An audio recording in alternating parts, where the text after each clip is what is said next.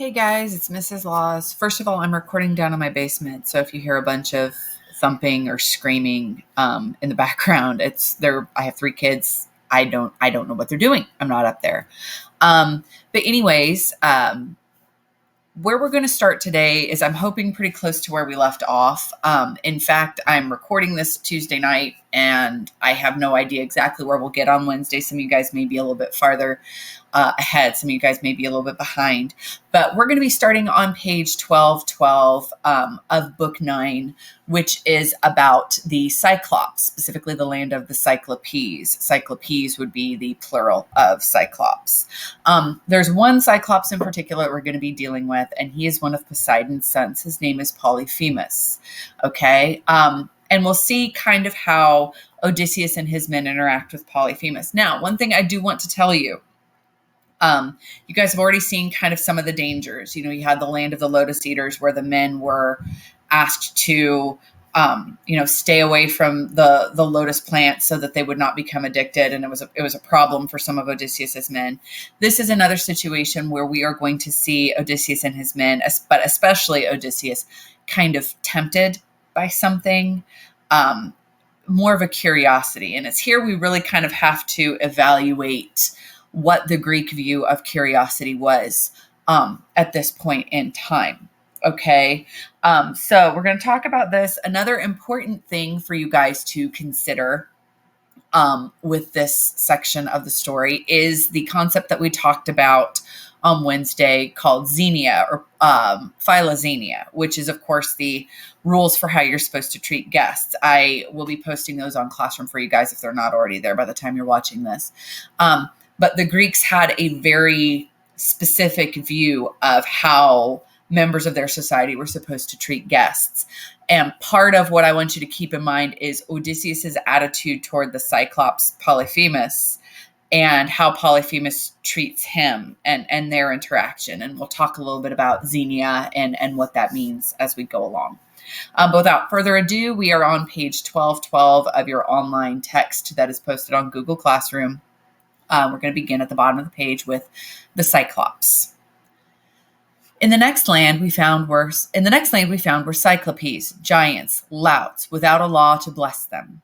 In ignorance, leaving the fruitage of the earth in mystery to the immortal gods, they neither plow nor sow by hand nor till the ground, though grain, wild wheat, and barley grows untended, and wine grapes in clusters ripen in heaven's rain. Cyclopes have no muster and no meeting, no consultation or old tribal ways, but each one dwells in his own mountain cave, dealing out rough justice to wife and child, indifferent to what the others do. So, part of what, if you remember, Odysseus is telling the story to his audience, King Alcinous and the others, and he is discussing what makes the Cyclops or the Cyclopes different from other men.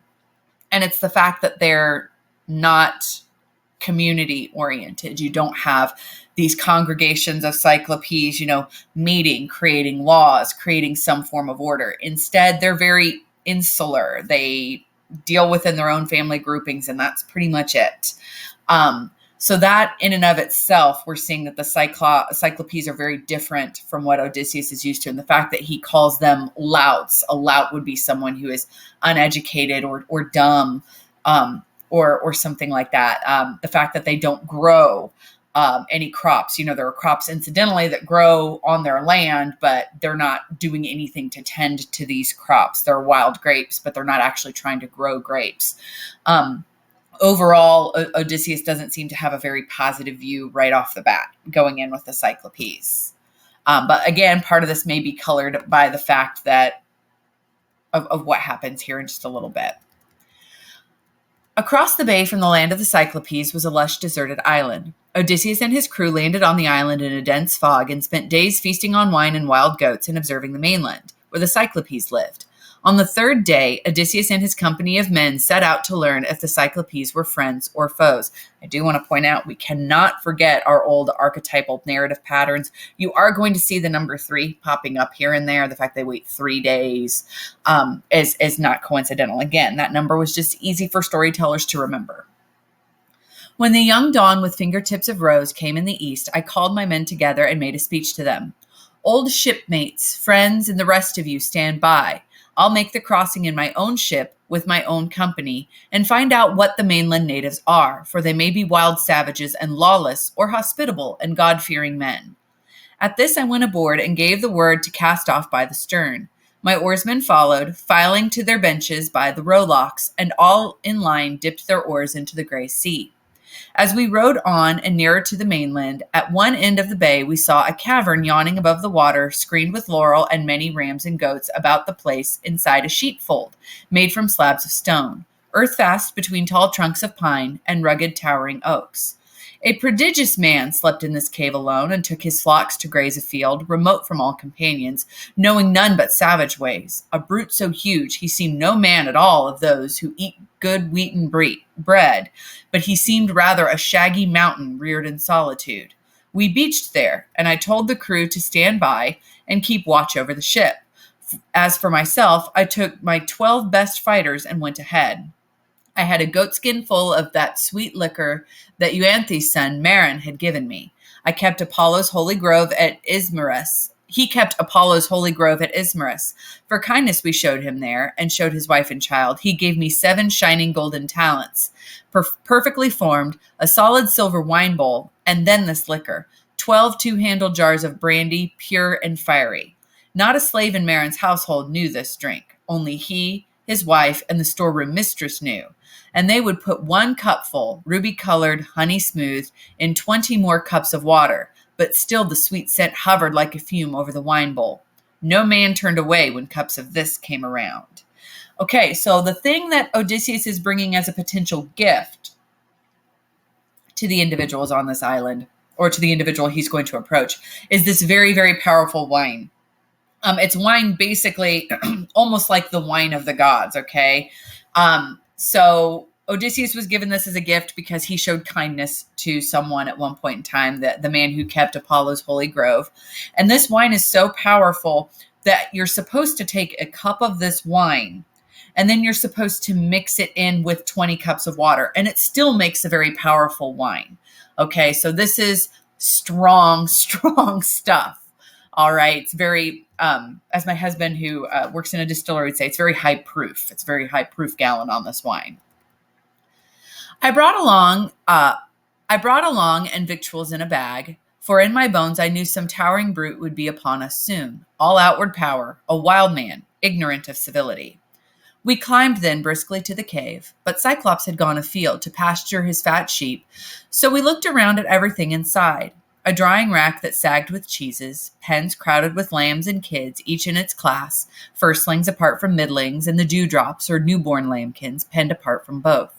And vessels full of whey were brimming there, bowls of earthenware and pails for milking. My men came pressing round me, pleading, "Why not take these cheeses, get them stowed, come back, throw open all the pens and make a run for it? We'll drive the kids and lambs aboard. We say put out again on good salt water."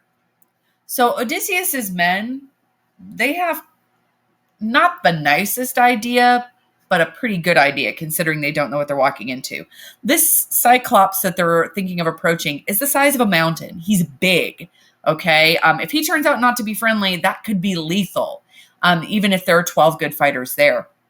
And so what they're trying to get Odysseus to do, they're trying to say, okay, look, why don't we take all of his cheese and take all of his whey that he would use to like make cheese and things like that.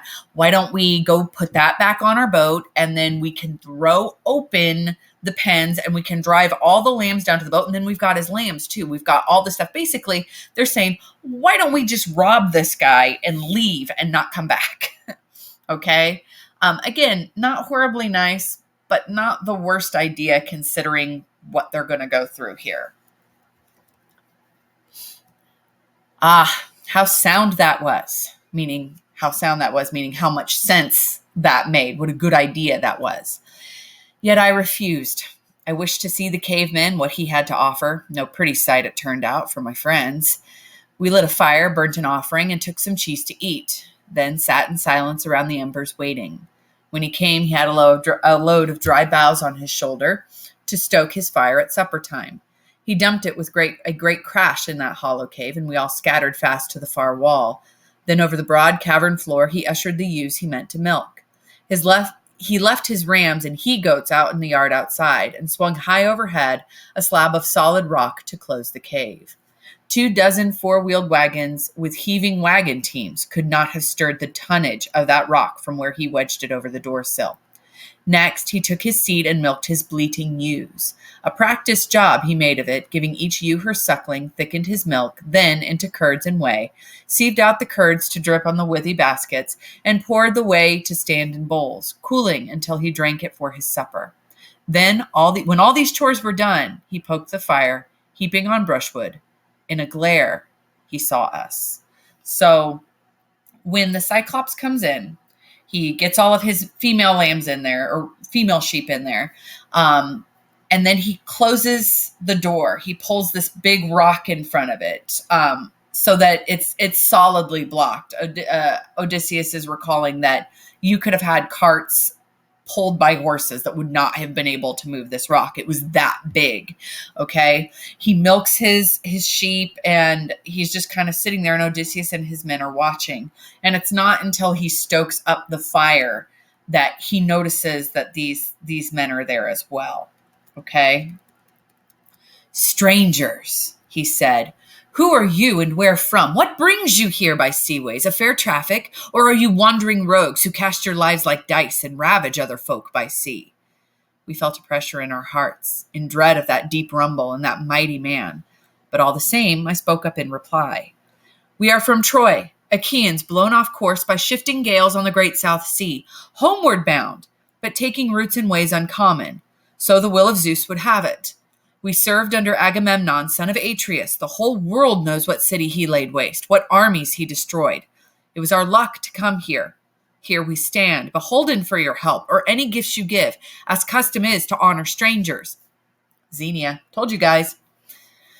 "We would entreat you, great sir, have care for the gods' courtesy. Zeus will avenge the unoffending guest." Basically, if you remember, if the guests are well behaved, Zeus expected the normal public of Greece to take care of them. If someone comes to you for help, you help them, okay? And so Odysseus is kind of pleading for that. "Look, my men and I are off course. We're kind of lost. We're trying to figure out where we're going. If you have some food that you could spare, anything that you could give us, we would love to have that, please and thank you, okay?" He answered this from his brute chest, unmoved. "You are a ninny, or else you come from the other end of nowhere, telling me mind the gods. We Cyclopes care not a whistle for your thundering Zeus, or all the gods in bliss. We have more force by far. I would not let you go for fear of Zeus, you or your friends, unless I had a whim to. Tell me, where was it now that you left your ship? Around the point or down the shore, I wonder?" He thought he'd find out, but I saw through this and answered with a ready lie.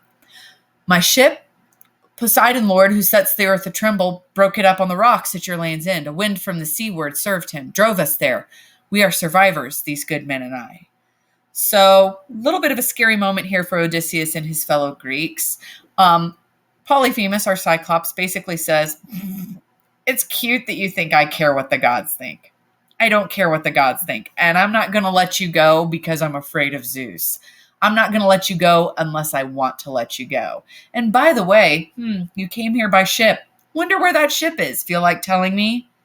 Odysseus, thankfully, sees that this would not be a good idea, and he gives him a lie. He says, "Yeah, our ship broke up. We're the only survivors. The 12 of us are the only survivors." At this point, if you remember, Odysseus does still have his crew.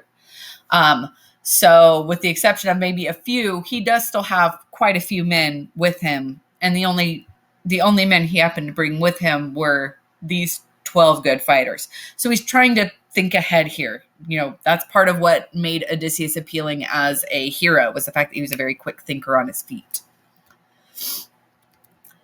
Neither reply nor pity came from him, but in one stride he clutched at my companions and caught two in his hands like squirming puppies to beat their brains out, splattering the floor. Then he dismembered them and made his meal, gaping and crunching like a mountain lion everything, innards, flesh, and marrow bones. We cried aloud, lifting our hands to Zeus, powerless, looking on at this, appalled. But Cyclops went on, filling up his belly with man flesh and great gulps of whey. then lay down like a mast among his sheep. My heart beat high now at the chance of action, and drawing the sharp sword from my hip, I went along his flank to stab him where the midriff holds the liver. I had touched the spot when sudden fear stayed me. If I killed him, we perished there as well, for we could never move his ponderous doorway slab aside. So we were left to groan and wait for morning. So, in response to Odysseus saying, "Hey, we're the survivors. Please help us," the Cyclops grabs two of his men, smacks them hard enough that it, kills them. It dashes their brains out. And then he starts eating Odysseus's men in front of Odysseus. Okay. All of them are absolutely horrified by this. The Cyclops then, calm as you please, lays down and goes to sleep. Odysseus thinks, I'm going to stab him. I'm going to kill him. But he realizes he can't do that, because if he does that, there's no way we can get that door open. And if we can't get that door open, we're going to die here. So Odysseus and his men kind of are at the Cyclops' mercy. They have to wait. They have to see if there's going to be an opportunity for them to escape or not. When the young dawn with fingertips of rose lit up the world, the Cyclops built a fire and milked his handsome ewes, all in due order, putting the sucklings to their mothers. Then, his chores being dispatched, he caught another brace of men to make his breakfast. So we're eating even more of Odysseus's crew. Okay. And whisked away his great door slab to let his sheep go through. But he, behind, reset the stone as one would cap a quiver. There was a din of whistling as the Cyclops rounded his flock to higher ground. Then stillness. And now I pondered how to hurt him worst. If but Athena granted what I prayed for, here are the means I thought would serve my turn. So, Cyclops wakes up, does his chores, eats some more of Odysseus's crew, and then opens the stone door so that the lambs can get out, gets out himself, and closes it very quickly behind him so that Odysseus and his crew can't get out. They'd have to run right past him, and that would be nearly impossible to do. But Odysseus is trying to come up with a plan, and he does come up with a plan, and it's a doozy. A club or staff lay there among the fold, an olive tree felled green and left to season for the Cyclops' hand. And it was, like a mast, a lugger of 20 oars, broad in the beam, a deep sea-going craft might carry. So long, so big around, it seemed. Now I chopped out a 6-foot section of this pole and set it down before my men, who scraped it. And when they had it smooth, I hewed again to make a stake with a pointed end. Do you see where he's going with this? Do you see? I held this in the fire's heart and turned it, toughening it, then hid it well against the back in the cavern, under one of the dung piles in profusion there. Now came the time to toss for it. Who ventured along with me? Whose hand could bear to thrust and grind that spike in the Cyclops' eye when mild sleep had mastered him? As luck would have it, the men I would have chosen won the toss. 4 strong men, and I made 5 as captain. So the plan is, we've got this big old stake. We've sharpened it. It's 6 foot long. We've sharpened this big old stake. We even burnt it so that it's nice and tough. It's not going to break as easily. We're hiding it for now under these big piles of dung, which is poop, if you did not know. And when the Cyclops is sleeping a little bit, we're going to stab his eyeball out. If you guys didn't know, Cyclops only have one eye. The fact that he only has one eye, if they stab out one of his eyes, it's going to blind him. It's not going to go well for him. At evening came the shepherd with his flock, his woolly flock.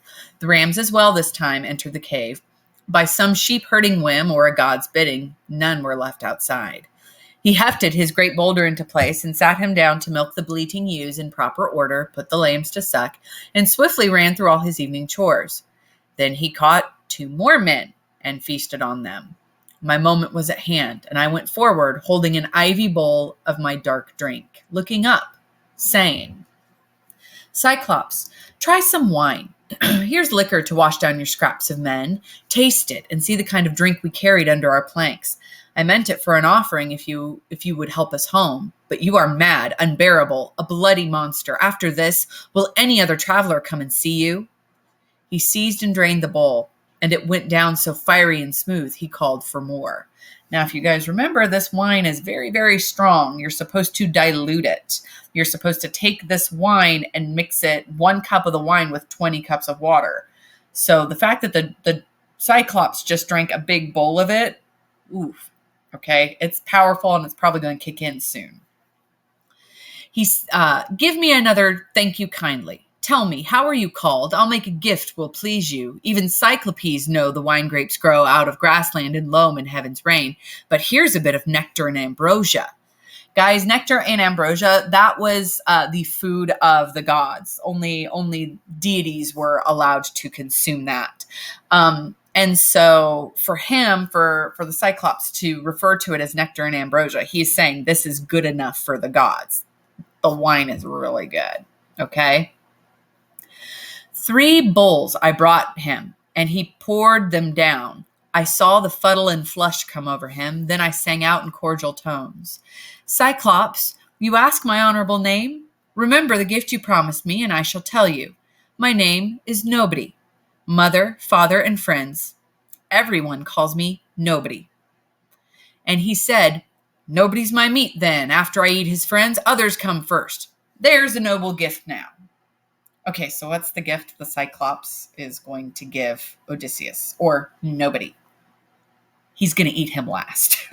Okay, you want a gift? I'll eat you last. There you go. There's your gift. Wonderful. Thanks. Even as he spoke, he reeled and tumbled backward, his great head lolling to one side, and sleep took him like any creature. Drunk, hiccuping, he dribbled streams of liquor and bits of men. Now by the gods, I drove my big hand spike deep in the embers, charring it again, and cheered my men along with battle talk to keep their courage up. No quitting now. Okay, I'm going to warn you guys, it's going to get gross, just so you know. The pike of olive, green though it had been, reddened and glowed as if it were about to catch. I drew it from the coals, and my 4 fellows gave me a hand, lugging it near the Cyclops, as more than natural force nerved them. Straight forward they sprinted, lifted it, and rammed it deep in his crater eye. I leaned on it, turning it as a shipwright turns a drill in planking, having men below to swing the 2-handled strap that spins it in the groove. So with our brand, we bored that great eye socket while blood ran out the red-hot bar. Eyelid and lash were seared. The pierced ball hissed, broiling, and the roots popped. Ew. Okay, this is more than just poking someone in the eye. They drove it completely through his eyelid, his eyelashes. They completely destroyed his eyeball. And if you remember, Cyclops only have one eye to begin with, so if you completely destroy this eyeball, you're not seeing much of anything. In a smithy, one sees a white-hot axe head or adze plunged and wrung in a cold tub, screeching steam, the way they make soft iron hale and hard. Just so that eyeball hissed around the spike. We talked a little bit about how you have these Homeric similes and Homeric metaphors. That's what we have here. He's comparing the sound that the eyeball makes when it is jabbed and punctured with this red hot poker. He likens that to if you're at a blacksmith shop and he's been working on something that's really heated. To cool it off, they dip it into a bucket of water and it makes this really loud with steam. So he's likening it to that. Again, very vivid, gross imagery that I'm sure Greek audiences at the time absolutely loved. Okay. The Cyclops bellowed and the rock roared around him, and we fell back in fear. Clawing his face, he tugged the bloody spike out of his eye, threw it away, and his wild hands went groping. Then he set up a howl for the Cyclopes who lived in caves on windy peaks nearby. Some heard him, and they came by diverse ways to clump around and outside and call, "What ails you, Polyphemus? Why do you cry so sore in the starry night? You will not let us sleep. Sure, no man's driving off your flock. No man has tricked you, ruined you." Out of the cave, the mammoth Polyphemus roared in answer, Nobody's tricked me. Nobody's ruined me." To this rough shout, they made sage reply, well, if nobody has played you foul, then there in your lonely bed, we are no use in pain given by the great Zeus. Let it be your father, Poseidon Lord, to whom you pray. Okay, so Odysseus, a lot like his whole playing with the horse, giving Polyphemus the Cyclops a fake name, brilliant idea. He said, my name is Nobody. So Polyphemus thinks that he is telling the other Cyclopes who is hurting him, when in reality, they think he's just yelling, no, I'm fine. Nobody's bothering me. Nobody's hurting me. Pretty good trick. So the other Cyclopes are like, okay, fine. If you say you're fine, we're just going to go. Please stop screaming. We're trying to sleep. So saying, they trailed away, and I was filled with laughter to see how like a charm the name deceived them. Now Cyclops, wheezing as the pain came on him, fumbled to wrench away the great doorstone and squatted within the breach with arms thrown wide for any silly beast or man who bolted, hoping somehow I might be such a fool. So the Cyclops actually is not all that stupid. He opens the door, but then instead of going out, he squats in front of it basically and holds his arms out like he is trying to stop anyone. He's waving his arms, trying to make it so no one could try to jump through, because he thinks they're just going to poke him and then make a run for it when he opens the door. Odysseus is smarter than that. And he says, we're not going to do it that way. We're going to do it a different way. But I kept thinking how to win the game. Death sat there huge. How could we slip away? I drew on all my wits and ran through tactics, reasoning as a man will for dear life, until a trick came, and it pleased me well. The Cyclops rams were handsome, fat, and heavy with fleeces, a dark violet. 3 abreast I tied them silently together, twinning cords of willow from the ogre's bed, then slung a man under each middle one to ride there safely, shielded left and right. So 3 sheep could convey each man. I took the woolliest ram, the choicest of the flock, and hung myself under his kinky belly, pulled up tight with fingers twisted deep in sheepskin ringlets for an iron grip. So breathing hard, we waited until morning. So Odysseus has another really good plan. He decides, okay, we can't run out. We have no choice. We kind of have to camouflage ourselves. Even though Cyclops can't see, we have to camouflage ourselves. So he takes 3 each of these rams, these big rams. He ties one of his men underneath the belly of the middle one. That way he's protected on either side. And so now the men are camouflaged. They can't be seen. Even if the Cyclops is patting the back of the rams thinking, oh, maybe they're going to ride out on the rams or what have you, they're not going to be found. So again, pretty brilliant, pretty quick thinking. When dawn spread out her fingertips of rose, the rams began to stir, moving for pasture, and peals of bleating echoed round the pens, where dams with udders full called for a milking. Blinded and sick with pain from his head wound, the master stroked each ram, then let it pass. But my men, riding on the pectoral fleece, the giant's blind hands blundering, never found. Last of them all, my ram, the leader, came, weighted by wool with me and me with my meditations. The Cyclops patted him, and then he said, sweet cousin ram, why lag behind the rest in the night cave? You never linger so, but graze before them all and go far to crop sweet grass, and take your stately way, leading along the streams until at evening you run to be the first one in the fold. Why now so far behind? Can you be grieving over your master's eye? That carrion rogue and his accursed companions burnt it out when he had conquered all my wits with wine. Nobody will get out alive. I swear. Nobody will not get out alive. I swear. Oh, had you brain and voice to tell me where he may be now, dodging all my fury, bashed by this hand and bashed on this rock wall, his brains will strew the floor, and I should have the rest from outrage. And I should have rest from the outrage. Nobody worked upon me. So he's talking to the ram, which is moving slowly because it's carrying a full-grown guy underneath it. And he says, yeah, I wish you were able to tell me where Nobody and all of his companions are. That'd be really nice. But, oh, well, I'll find them. They're not going to get away from me. He sent us into the open then. Close by, I dropped and rolled clear of the ram's belly, going this way and that to untie the men. With many glances back, we rounded up his fat, stiff-legged sheep to take aboard and drove them down to where the good ship lay. We saw, as we came near, our fellows' faces shining. Then we saw them turn to grief, tallying those who had not fled from death. I hushed them, jerking head and eyebrows up, and in a low voice told them, load this herd, move fast, and put the ship's head toward the breakers. They all pitched in at loading, then embarked and struck their oars into the sea. As far offshore as shouted words could carry, I sent a few back to the adversary. So Odysseus doesn't just leave at this point. He takes a pretty good sized chunk of Polyphemus's flock of sheep. He blinded the guy. Granted, Polyphemus ate 6 of his men. He blinded the guy and then he stole his sheep. Okay. And instead of just hurrying away, Odysseus has got to get the last word in. And this is where we get to see a little bit of pride on Odysseus's part. That same pride that got him cursed in the first place by Poseidon.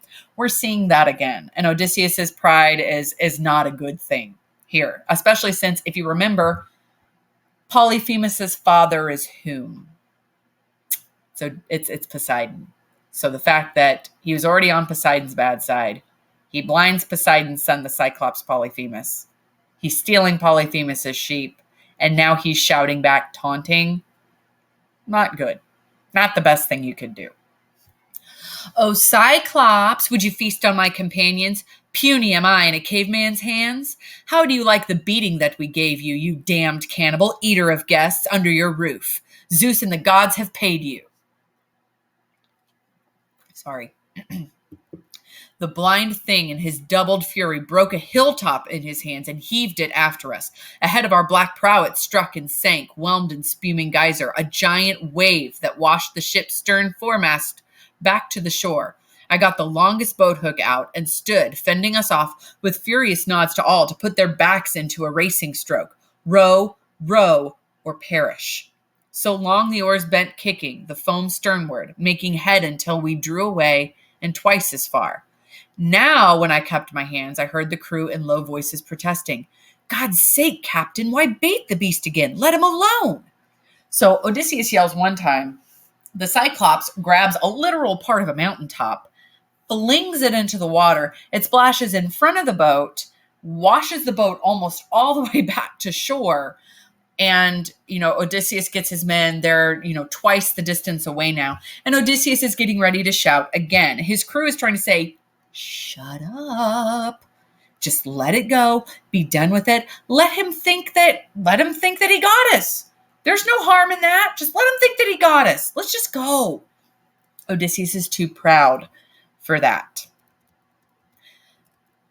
"That tidal wave he made us on the first throw all but beached us, all but stove us in. Give him our bearing with your trumpeting. He'll get in range and lob a boulder. He'll smash our timbers and our heads together."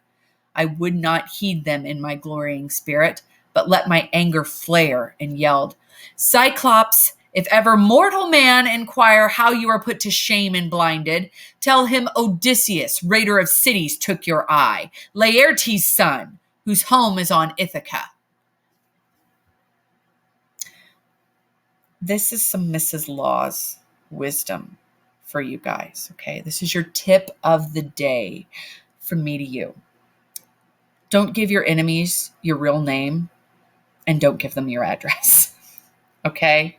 He's just yelled back to Poseidon's son. Remember, Poseidon's already angry at him. He's just yelled back to Poseidon's son, "Hey, yeah, Odysseus did this to you. Hey, the Odysseus that lives on Ithaca? Yeah, he's the one who did this." Not terribly bright.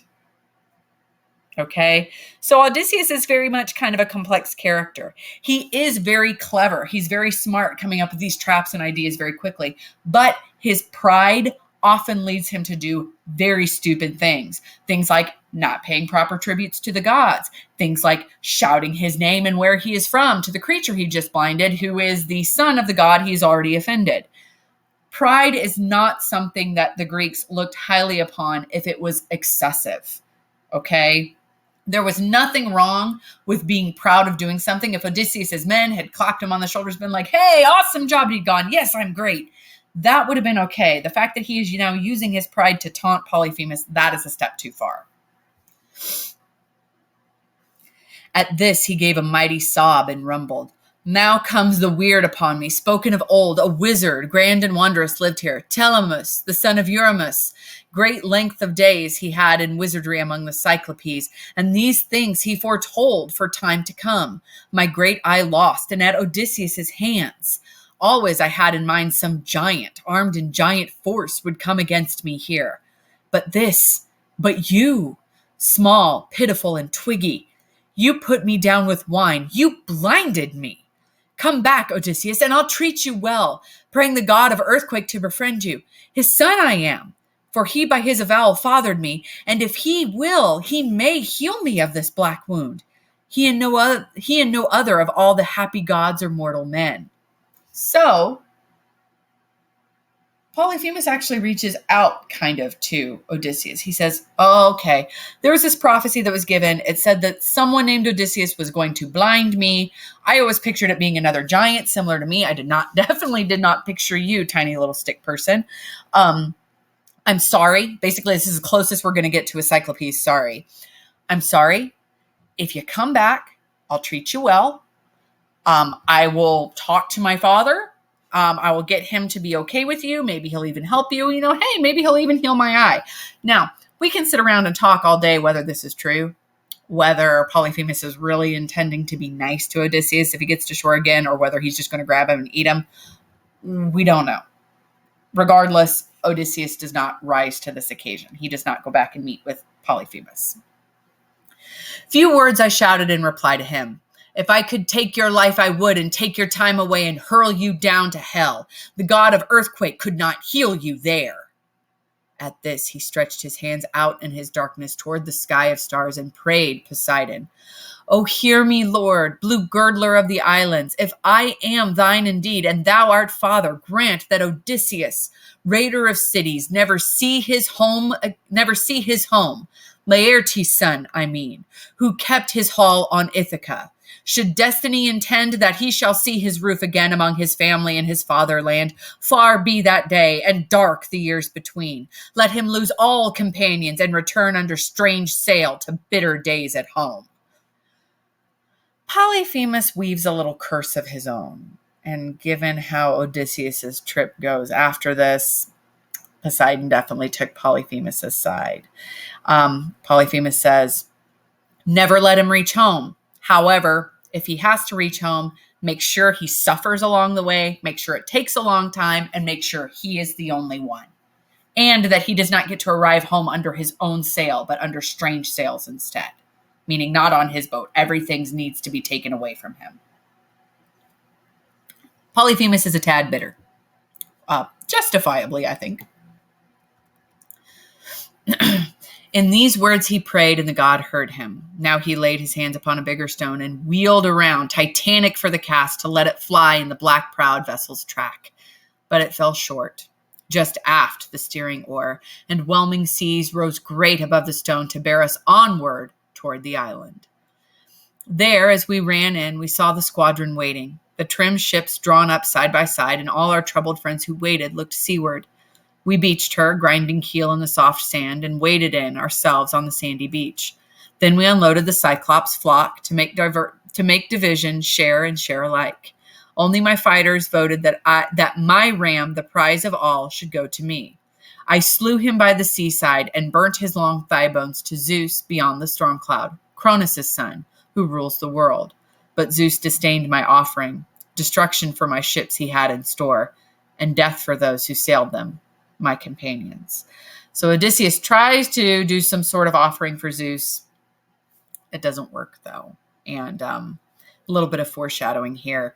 Based on what's to come, Odysseus says Zeus was not content with my offering. He was not happy with what I just did.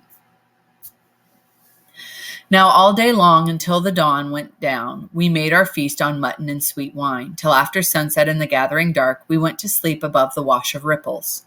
When the young dawn with fingertips of rose touched the world, I roused the men, gave orders to man the ships, cast off the mooring lines, and filing in to sit beside the rowlocks, oarsmen in line, dipped oars into the gray sea. So we moved out, sad in the vast offing, having our precious lives, but not our friends. All right, so this is really kind of the first of his trials that we're seeing here upon leaving Troy. Okay. The next book is book 10, Circe, the Grace of the Witch. That'll be in a different recording, but you should have been able to answer each of your study guide questions from this. I paused a couple times and gave you several answers. If you need to go back and revisit, go back and revisit. If you want to go back and just skim the text, you guys have that too. All right. Hope to see you guys soon.